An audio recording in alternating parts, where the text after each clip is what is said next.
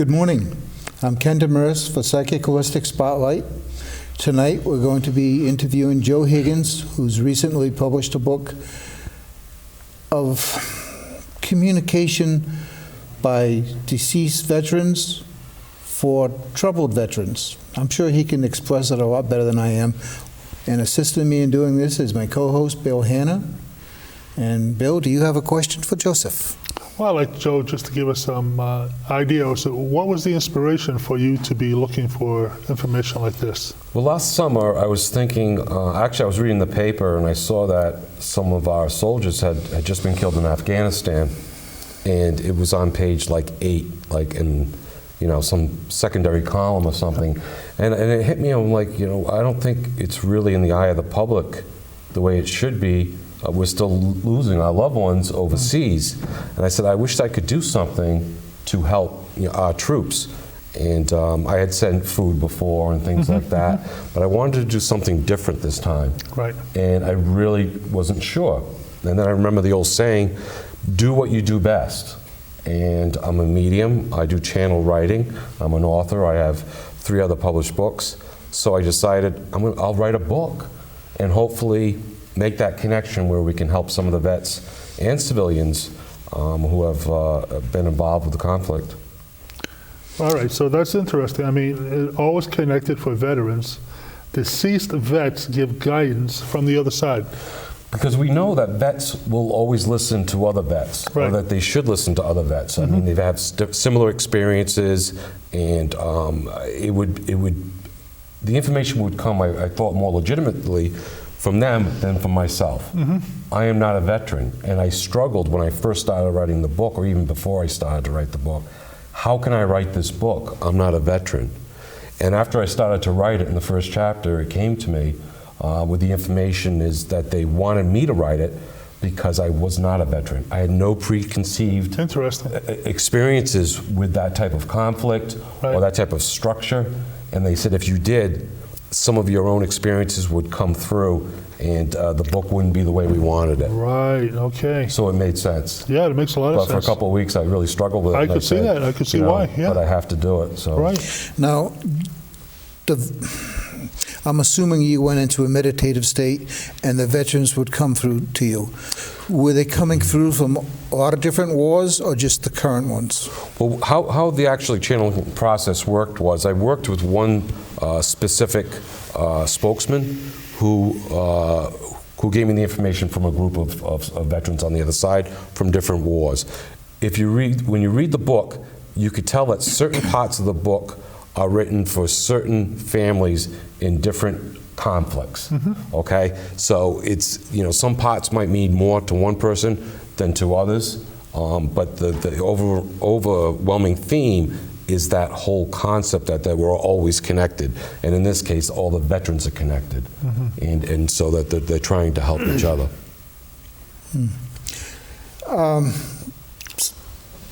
We'll change hats just for a second, part of the same story.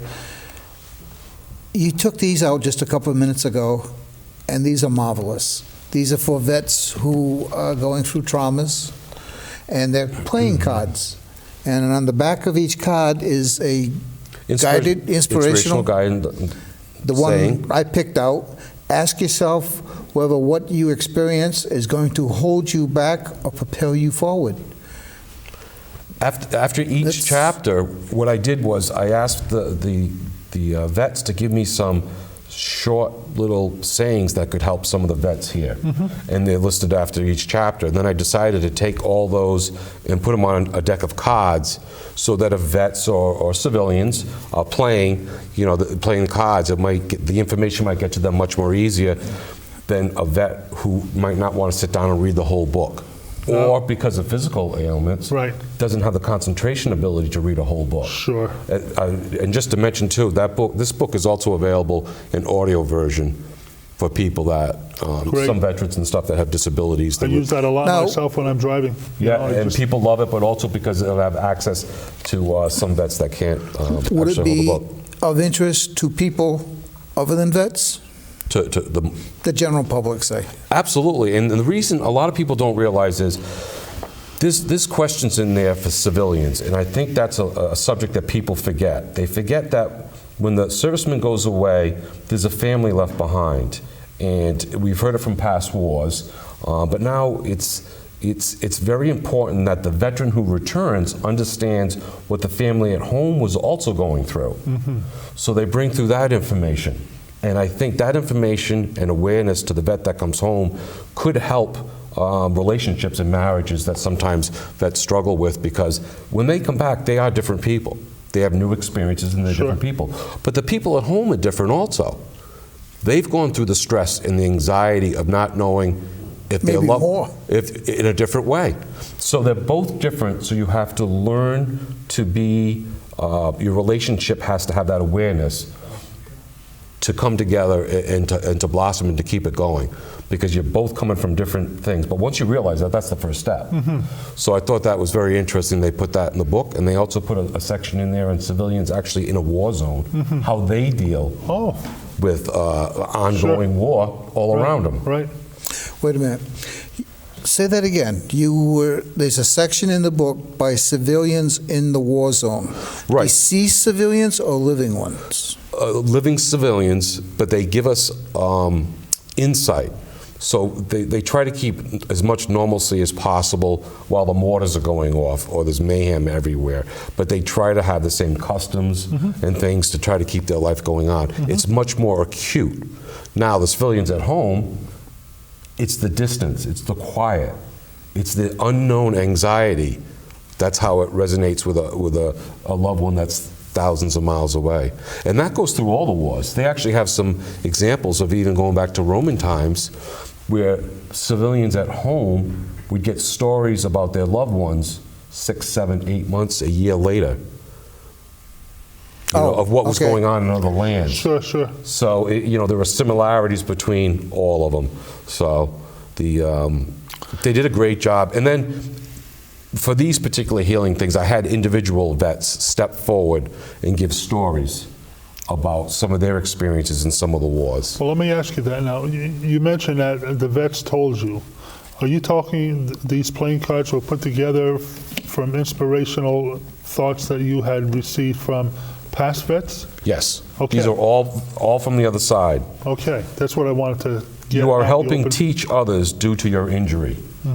See, another thing people say, why did I get injured? And look at me, I got no legs or no arms or something like that. I have no life left when I come back. That injury is actually teaching people. It might be teaching people about compassion. It might be inspiring kids to achieve great things in the Olympics or the Paralympics, or, and things like that. Physical therapists, You don't know what you are creating in that ripple effect, even with that injured body you have. So it takes a very high developed spiritual being to take on the plan, to take on the life of an injured soldier. In effect, we do choose the lifetime in a basic course before we're born. Absolutely. So when you decide that you're going to come here and you're going to be a model for compassion and helping and inspiration, but I'm going to have to lose my legs and my arms or something to do that. Yeah. That's an advanced soul. The lessons and experience of having that experience. Right. But that person has so much to offer to society that they can't see it sometimes because they just block it out. But when the information comes through like this, that you really are going to touch a lot of lives, it's absolutely amazing. I can relate to I've been a veteran in this lifetime, and I was a Minuteman in the Revolutionary War, and I was in the Civil War. And I still have, if I see something coming on TV about the battles of the Civil War, I can't watch them. Right. I was with my brother when he was killed, and then I was killed a little later myself. So well, I mean, there are different parts for this in this book for different vets at different stages. The combat vet, there are questions in there. Why did my buddy die and not me? Well, in certain cases, he was supposed to pass, and it wasn't your time. You were supposed to witness this. Is God going to send me to hell for killing people? No, because it was part of the environment. you were trained to react in that type of environment. That's what you were there for, and you have learning lessons there and learning lessons when you come home. So there are over like 35 questions, really important and tough questions that I asked and got answers to, that people want to know, to help them with their nightmares and going on. And what happens is with a lot of combat soldiers too, we're spiritual beings in essence. And when we're put into a combat situation like that, and all this visual stimulus overwhelms our physical body and our brains, and we can't comprehend it. So what we have is, we have a crisis. We have a spiritual crisis, because deep down our spiritual body says, I'm not supposed to be doing this. I'm not supposed to be killing indiscriminately or for whatever reasons. And the body starts to react on many different levels, okay, physically, mentally, emotionally, and it can come out all different ways, in drug abuse, alcohol abuse, physical abuse, abuse to yourself, to try to deal with certain things like this. And it's an eternal thing, it's a spiritual thing. Right. Well, I mean, the healing has to take place on a lot of different levels. A lot of the injuries that are actually happening right now are not just to the person, but who actually may have gotten hurt, but actually so many other people in a group, a troop, squad, are actually witnessing horrific deaths of brothers that that they've been with for the past years. Right. And this is something that is hard for them to go through. Exactly. And so this is part of what they've taken on, but it's a book like this is very, very inspirational from what you've shared with me, because it's an actual connection with people that have probably already experienced this, stepped onto the other side, and has been able to review what he learned before himself, what he had actually witnessed himself before, what he experienced himself before, and now is able to share it with the vet now. And it's a different perspective. Right. That's a huge part, because what the perspective is here is we look at it one way, and there's a lot of self-judgment going on, okay? And the vets on the other side want to say, listen, take away that self-judgment, because you don't have all the tools. You don't have all the information. There's a great quote in there that says, it's above your pay grade. Right. You don't have that information. So you're trying to make decisions and choices and feelings on a limited amount of information, because you don't have access to all of it.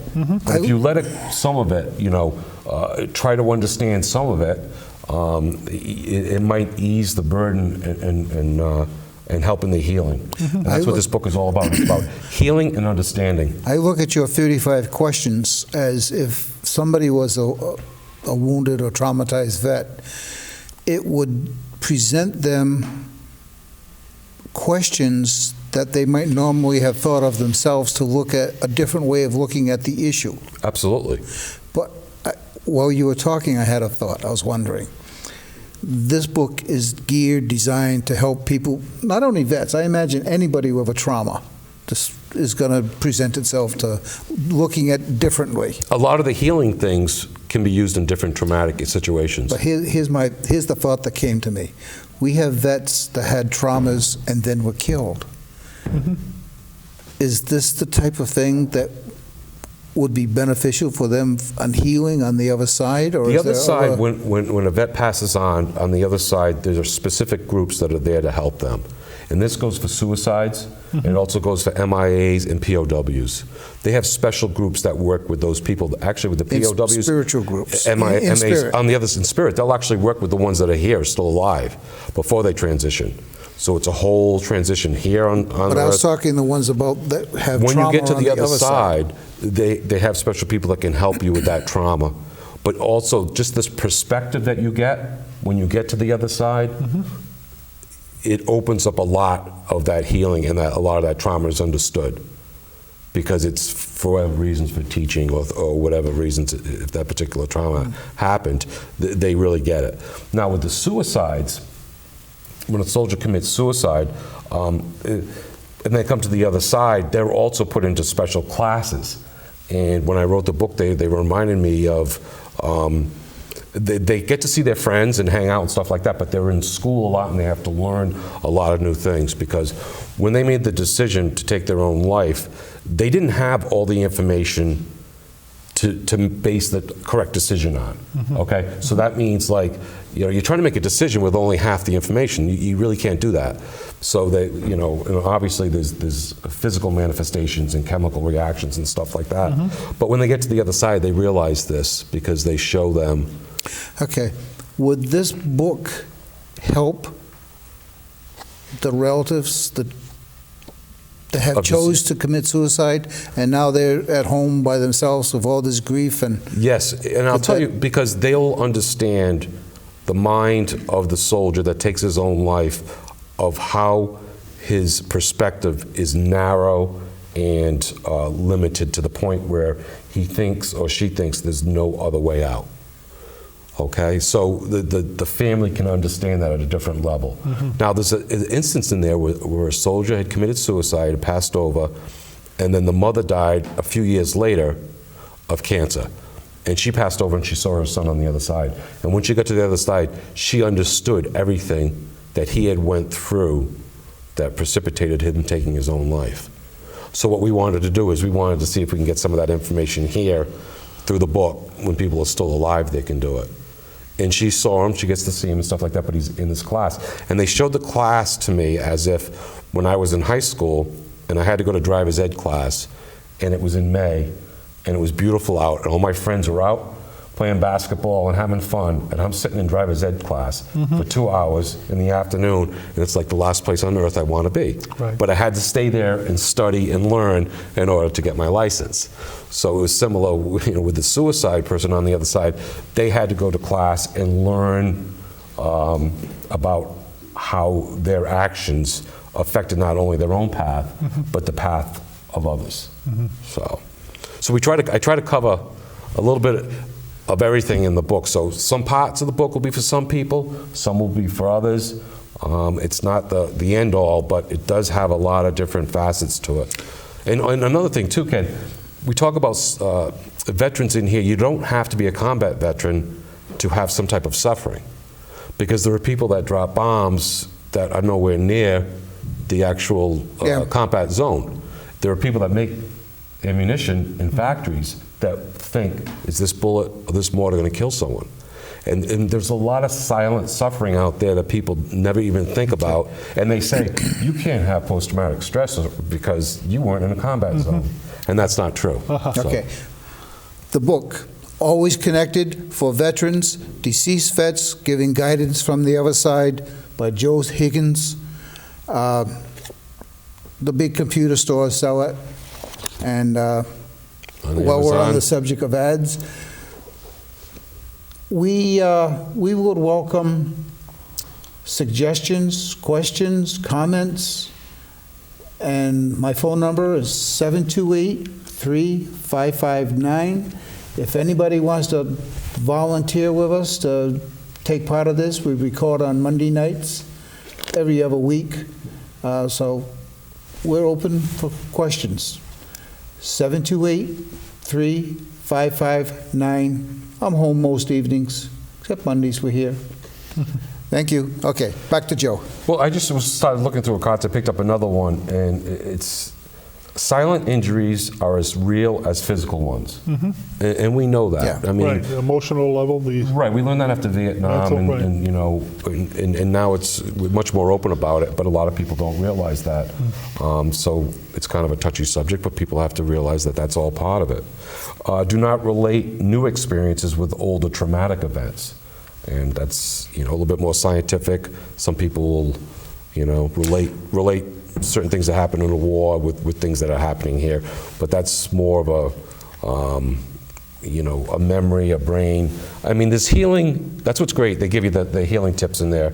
Has to happen on all levels, on your emotional, your physical, your spiritual, to do healing. So be open to all of that. Any questions, Bill? No, We've still got a while to go yet. Yeah, but, well, no, that's great. I mean, it's interesting to get the insight, from people that have passed and are sending back the information.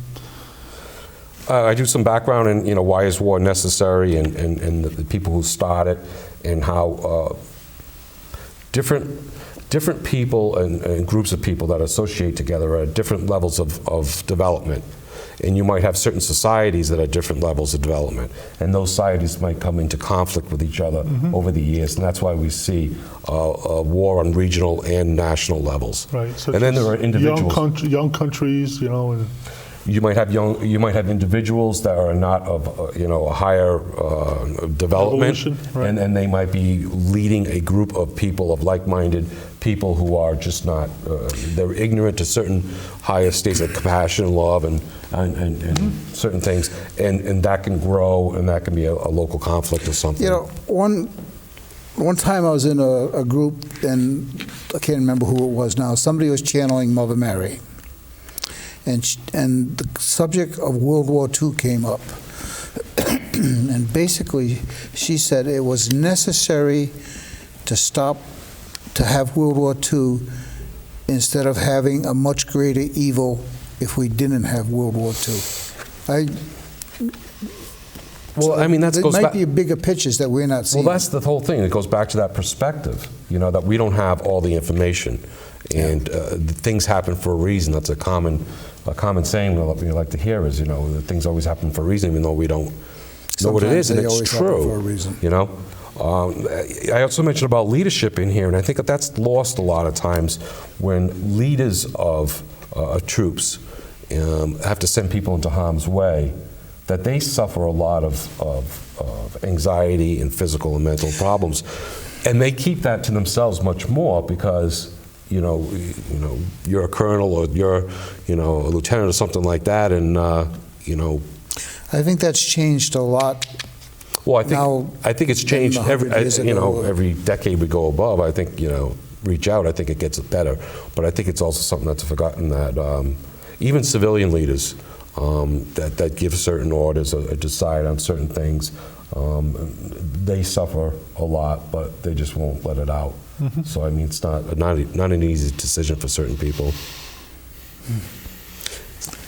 It makes you think. Well, it's not just All I can think of is in the Iran war, when the religious leaders were giving people a medal, and telling them that this medal would protect them from the machine guns, and sending them forth with a wooden rifle to, One of the big things is being brave doesn't mean not having to ask for help. And one of the big things that the deceased vets came through with is ask for help. You deserve it. You've been through tougher situations. A lot of them will use some type of language and say, listen, you made it through that junk over there. You can ask for help here. It's part of the deal. So ask it and get it. You deserve it. And not only by getting it, you're also helping the person that's giving it. Because that person that wants to help you, they're going to learn a lot of lessons about compassion Get some and giving. insight, and then they're able to use that insight they got from you to work with others. Yep, and you deserve it. So they say, go out and ask for it. Well, that's something we stress on this show regularly, that if you're going to ask for a spiritual healing, you have to ask for it. They don't, normally the spiritual side doesn't push it on you because you have free will. Right. You have to ask for it. You have to ask for it. And even though we as physical people might tend to push our help on people that don't want it, Right. You have to be it works open to better it. if you ask. Another thing is, it's people call me a hero, but I don't feel like a hero. That's a big one that people have. And I asked that question. What came through was they want you to realize that the civilian looks at you as a hero because what you have done, your sacrifice, the time that you put in for our country, and to us, you are a hero. To you're thinking, I just did my job. This is what I'm trained for. But you have to take it from the perspective of the civilian, because we're the ones that are welcoming you as a hero or want to thank you. You saved them. And that's how we feel. So they want the veterans to be open to the experiences and thoughts of the people around them.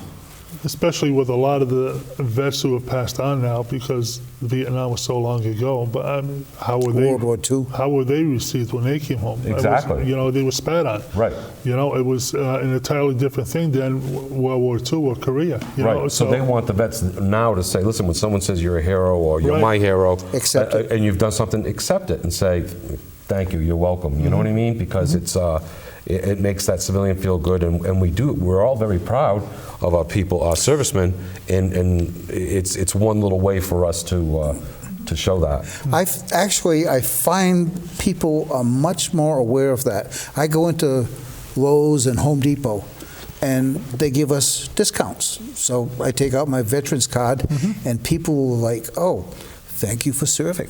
It's common. I mean, it's such a vast change of mentality in Tell you, my son loves it when he gets on the plane when he has his uniform on and people start buying him drinks. Free drinks. He loves it. There you go. He deserves it. Why not? Right. And so every little bit helps. And you know, another really important thing is on this whole thing is community. We have a community here, and our loved ones go across overseas or something, and they come back. The community has to support the servicemen and the servicemen's families, and the families. And vets have to support other vets. That's another thing that came through that was very important. If a vet reaches out, another vet really has to help him. And they did it the big way with the book. They came from the other side this book. and helped this way. But so it's important if someone reaches out to help them. Have you ever walked into the Veterans Administration and showed it to people?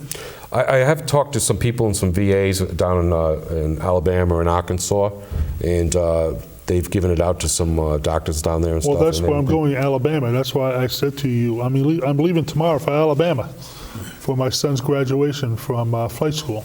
And I'd love to have some of these, or I wish I'd known you would come on. You were dealing with this book here. I would have asked you to bring in half a dozen, just so I could have given them to. I wish I had known. Chiefs or colonels or something like that. People are actually involved with seeing what people are going through. Right. You know. And like I said, it's not Chaplains. It's not an end-all thing, but if the vets Insight. It's a conversation opener. Right. And I think what people say is the vets that I've gotten feedback that have read it, they said there are some really golden tidbits in there where it really made you think. Well, I have my thought is that this would be maybe particularly geared to veterans, but I think anybody with a trauma or loss, traffic accidents, murders, anything. Right. This would, why me? Well, right. This helps you put that thought Well, in it's the same perspective. thing. How do you talk to someone that just lost a loved one? Same way, how do you talk to someone that just lost a service member? You know what I mean? Or how do you tell a child? I mean, those are some of the questions that. Yeah. So I wanted to ask. So it's more universal than just for veterans, in my opinion. Right. But I wanted to ask some tough questions that hadn't been asked before. Try to get some real answers. And vets talk to vets. So Sure. I thought it was very interesting. Some of their personal stories in here are very interesting. And it's not all, serious. They have a lot of funny stories that people have. And when you work and live together in those environments, it can be chaotic, but so the comedy can kind of run strong when the bullets are flying around. And that's what it sounds like when some of their stories come through.